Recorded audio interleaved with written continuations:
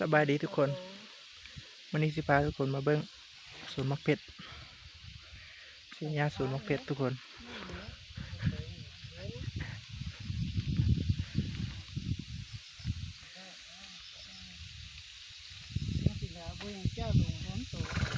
ธรรมศาสตร์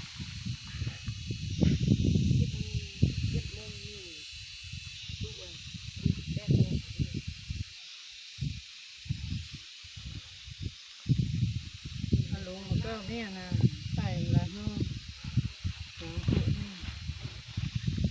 ทางจะอันชุ่นคนขี้ข้านคนนี้เนี่ยมากับมายุลาเบิ้งหน้าได้ดูคนขี้ข้านนั่น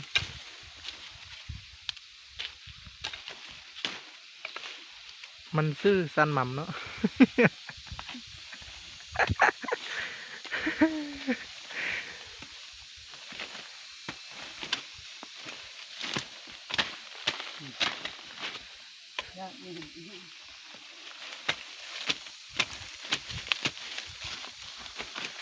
เบิ้งวิธีการเสียหญ้า